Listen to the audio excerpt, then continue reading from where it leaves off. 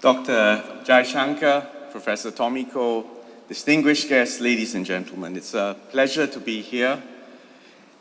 Let me start by posing this question to all of you.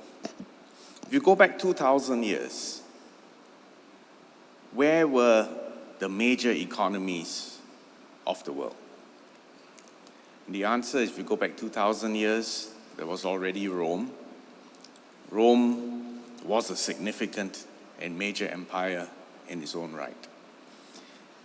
And then, if I ask you the next question, was there trade between Rome and India? And the answer is yes. And then, if you fast forward another 1,000 years, and I pose this next question to you, what was the share of global GDP that India and China constitute 1,000 years ago?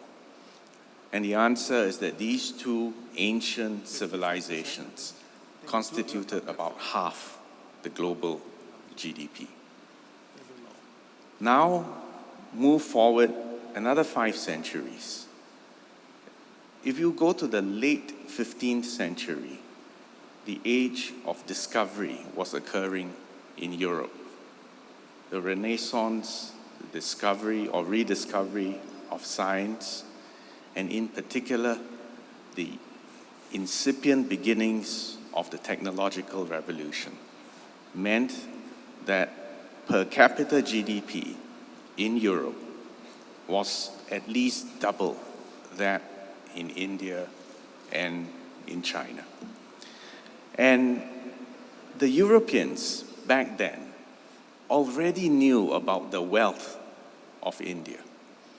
And that's why in 1492, in fact, when Christopher Columbus landed in America, what he was really in search of was India and the wealth of India.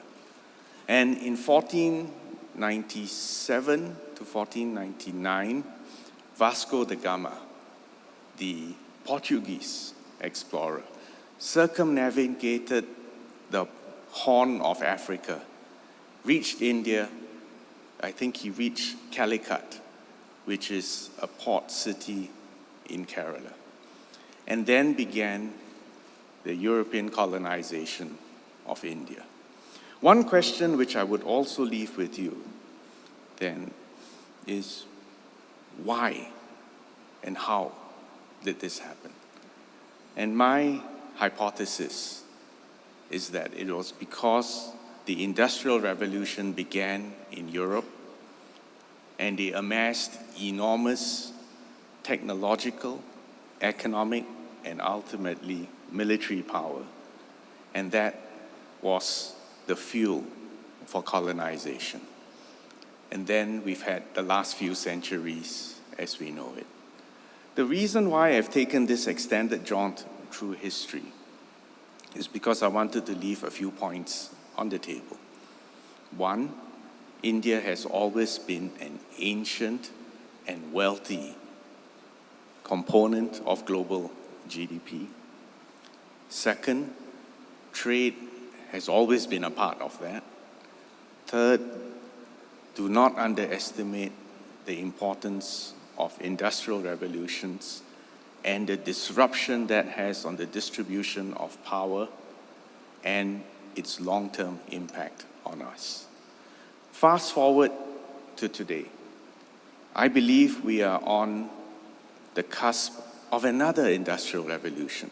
Whether you call it Industry 4.0 or the digital revolution, whatever you call it, when you are on the cusp of another revolution, you must anticipate disruption on the similar scale that has occurred 500, 1,000, or even 2,000 years ago.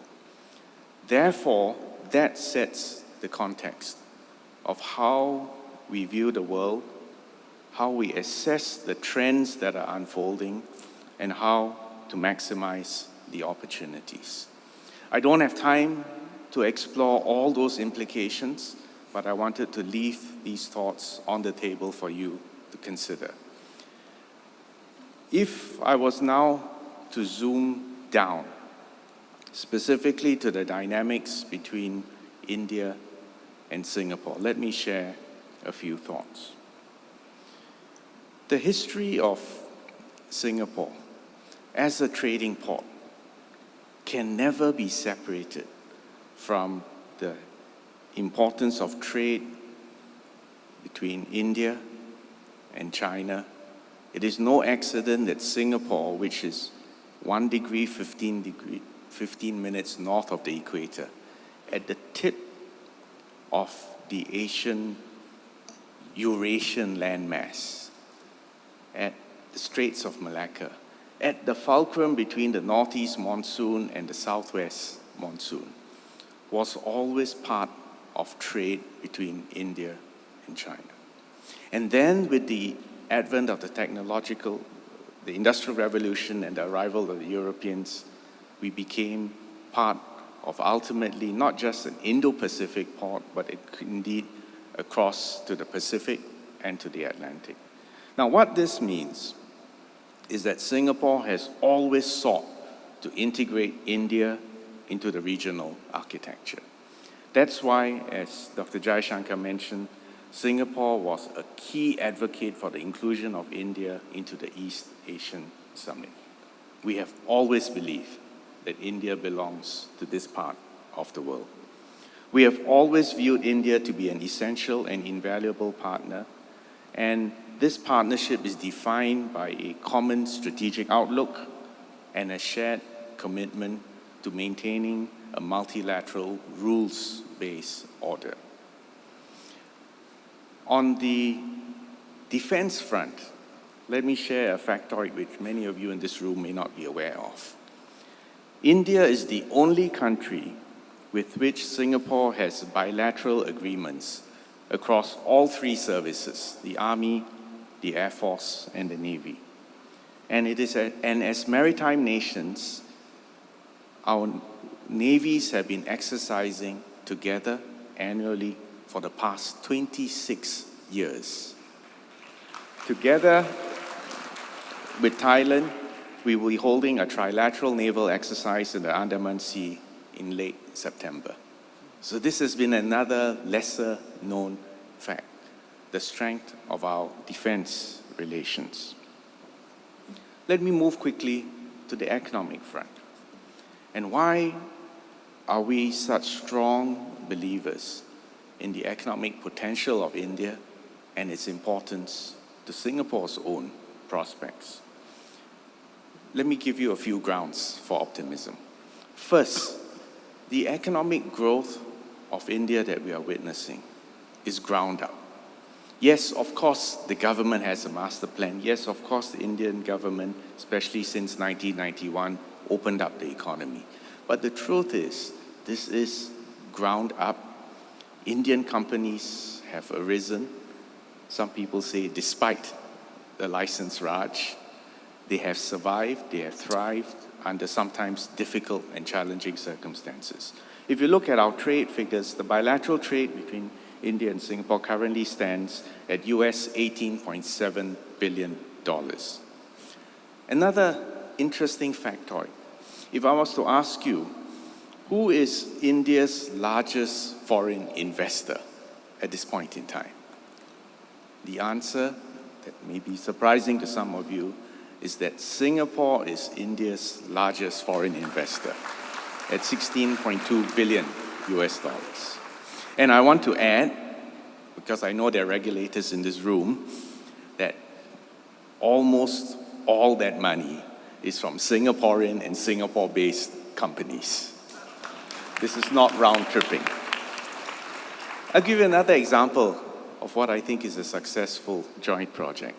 The Tata Singapore Airlines joint venture, Vistara, has launched its first international flights in August from New Delhi and Mumbai, respectively, to Singapore.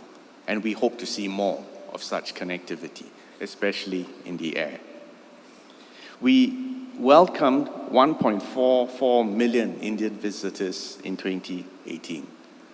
A big number, but frankly, if you look in terms of the size of the Indian population, this is only a drop in the ocean, but it gives you an idea of the potential.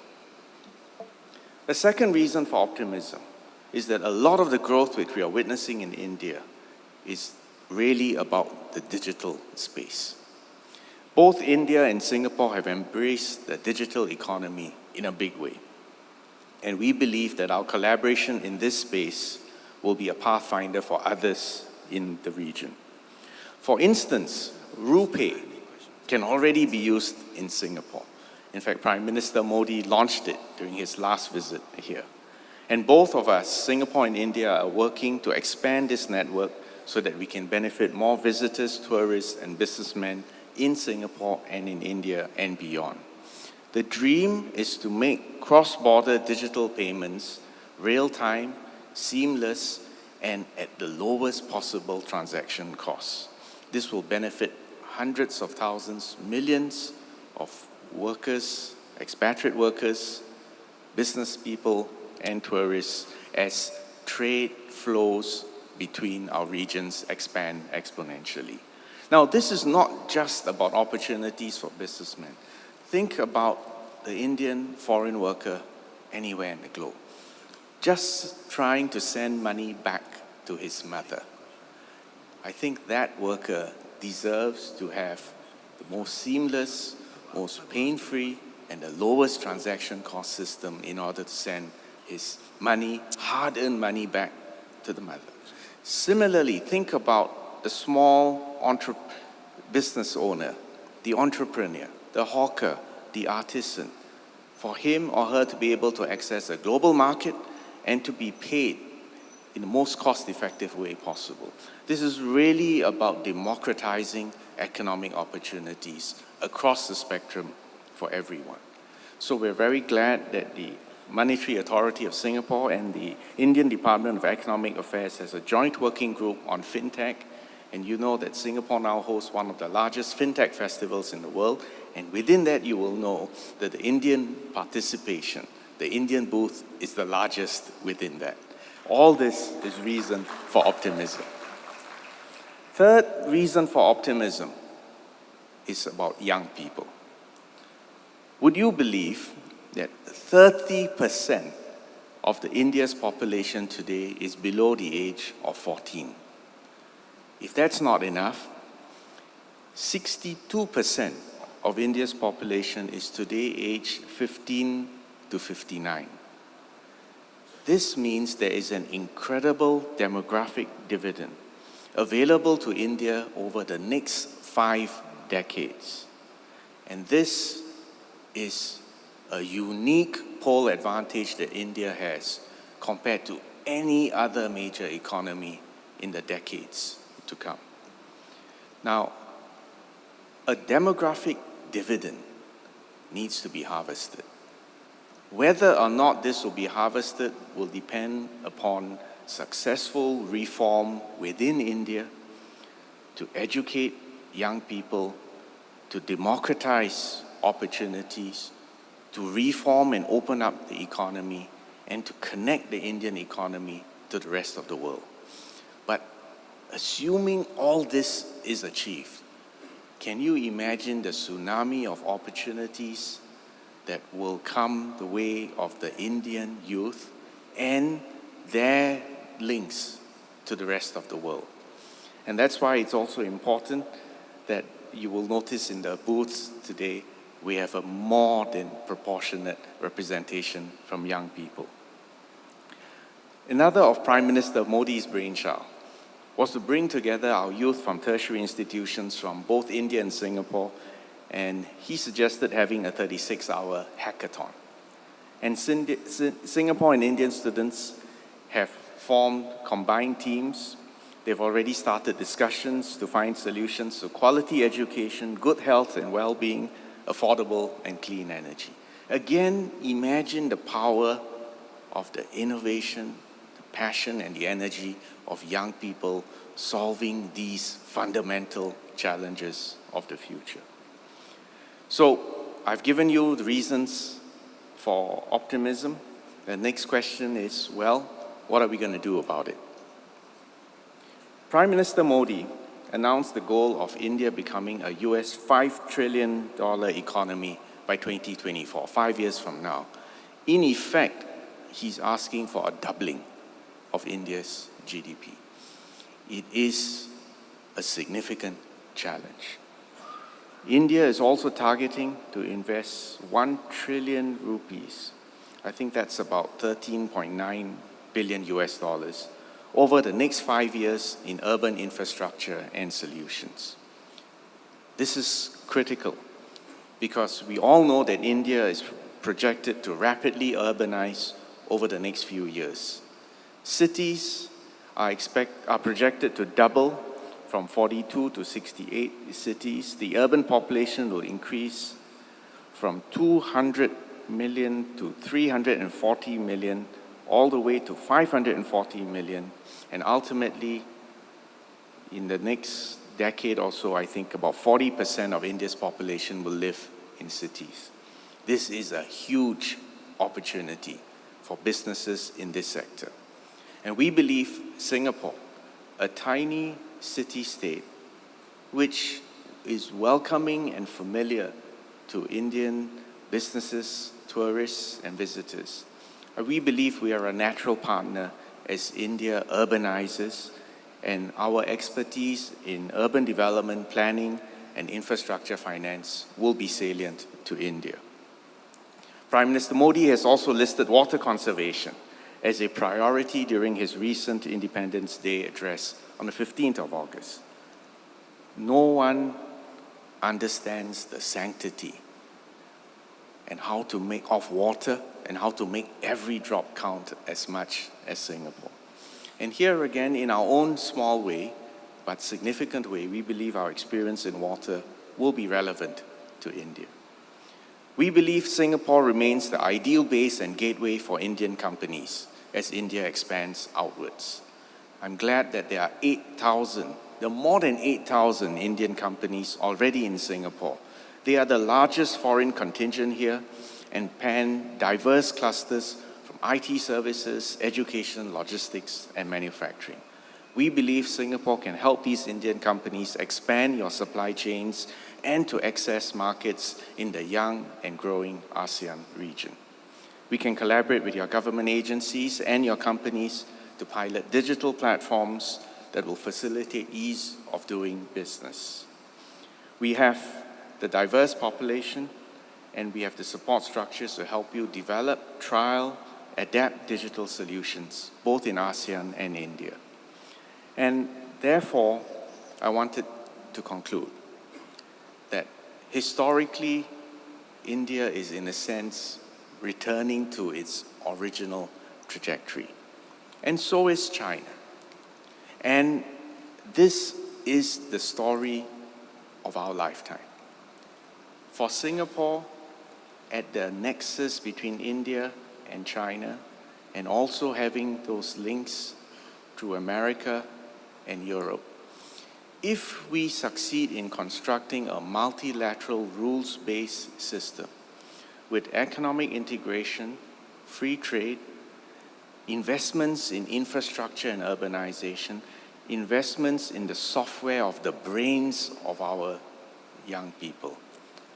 If we can achieve all this, then a golden age awaits us. A golden age which has been overdue for both India and China and Southeast Asia. So on that note of optimism, let me thank you for your attention. Look forward to your questions and discussion. Thank you all very much.